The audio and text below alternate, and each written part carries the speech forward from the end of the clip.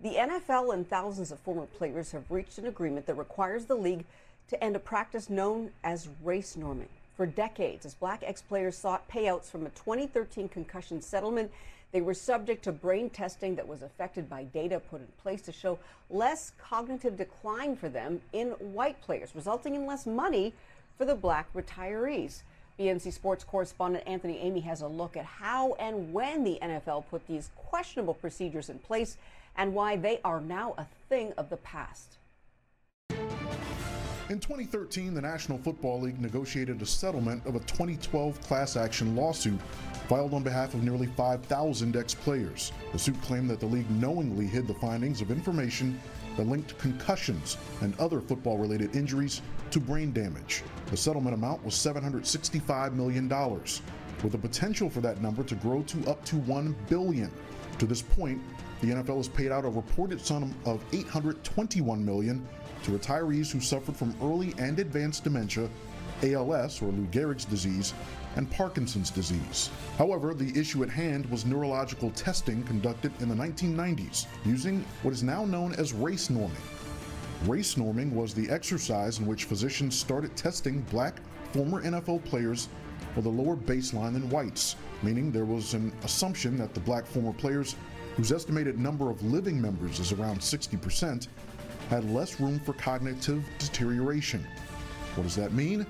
It means if a black player is automatically considered to be less mentally sound before suffering head injuries, the assumption could be made that his injuries were not as devastating as those of whites, and therefore he would receive less of a payout, if any at all. Former player Ken Jenkins was a guest on BNC's Making the Case with Yodit. If they score 25 on a test, well, that means that they started at, let's say, 35, right? But the white players are assumed to start at 50. And, you know, if they make it to 25, then they've dropped 25 points, but the black player only dropped 10 points.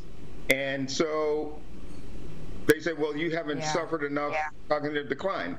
And come on, just on its face is nonsense. The neurologists who developed these tests 3 decades ago factored in socioeconomic status, age, race, and education. And as a result, some black players feel they have received less than their white peers from the fund, which offers an average of $715,000 for advanced dementia and $523,000 for early dementia. In 2019, former Pittsburgh Steelers players Najee Davenport and Kevin Henry filed a civil rights lawsuit alleging the imbalanced testing procedures. A Philadelphia senior U.S. district judge dismissed the case, but when the subject of race norming began to swell earlier this year, she urged a fresh look at the settlement terms and mediation by the attorneys who negotiated the 2013 deal. Wednesday evening, the NFL announced that it would end the testing procedures that adjusted data based on race. This new settlement claimed, quote, no race norms or race demographic estimates, whether black or white, shall be used in the settlement program going forward, end quote. And much like a no contest plea, under the terms of the new settlement, the league will admit no wrongdoing. They were going to look at all the cases, and they're going to go back and see which men were discriminated against, and they're going to try to rectify the situation, and then they're going to stop it going forward. The problem with that is that we have the same people at the table who negotiated the deal in the first place, and so how can we trust them to now put in place something that's going to work for us? Some black former players have asked the Justice Department's Civil Rights Division to investigate this case. The NFL says a panel of neuropsychologists that proposed the new testing procedures included 3 black doctors and 2 females. Had that kind of diverse panel been in place in the beginning, perhaps the league could have saved itself what could amount to hundreds of millions of dollars. I'm Anthony Amey, reporting for BNC. All right, and NFL attorney Brad Karp gave this statement, quote, we look forward to the court's prompt approval of the agreement, which provides for a race-neutral evaluation process that will ensure diagnostic accuracy and fairness in the concussion settlement. Some former black players have asked the Justice Department's Civil Rights Division to investigate this case. Some of their attorneys believe white ex-players were receiving awards in the amount of 2 to 3 times what Black retirees received. And joining us now to discuss this more is family and sports medicine physician Dr. Sujan Gogu. Good to see you again here on BNC, Dr. Gogu. I got to give you full disclosure. Mr. McGee, father of my child, former NFL player, not in this lawsuit, but we've had long discussions about this. He played in the late 90s, early 2000s. So among players, you hear this kind of talk. Now it's just coming out. Why so long has it taken for this type of talk to come out about, and not the testing, but just the unfairness of a lot of things that were happening? Talk about this unfairness in this testing.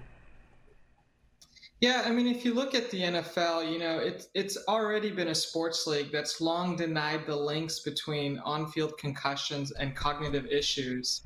And so this is nothing abnormal that the NFL has done. But really, when you look at this issue, it really comes down to race norming being used as a tool to deny Black players from really getting the compensation that they do deserve from all the concussions and all the hits that they've endured during their careers.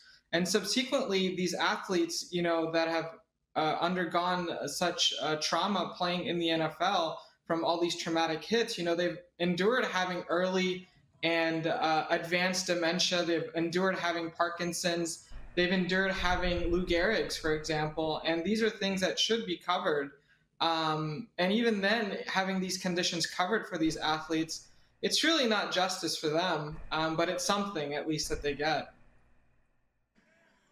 Why did they include race as a factor in the testing? Yeah, good question. So when you look at like race demographic normative adjustments, they really were initially designed and intended by the neuropsychological community to really correct for the fact that certain racial groups were consistently obtaining disproportionately low scores in cognitive testing. And the problem with that was that they were incorrectly being classified as being cognitively impaired. And the problem is misdiagnoses of cognitive impairments, they can be very harmful. You know, a misdiagnosed player, for example, could undergo unnecessary treatment, or he could plan his future based on a misunderstanding of really what his current abilities are. And that can be traumatic.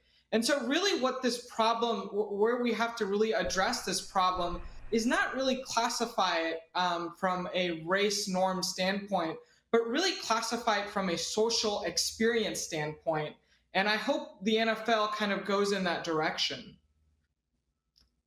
Do you think this happens in any other forms, not just the NFL, but testing in any other types of studies or industries or anything like that? I mean, if you look at the entire like medical community, you know, obviously there's so much medical racism that's unfortunately been there, whether it comes to pain scores, when you look at how race norming is being used in neuropsychological testing for athletes, and on, whether you call the Tuskegee trials and so forth. Unfortunately, this has been an issue that has affected the Black community more than it should.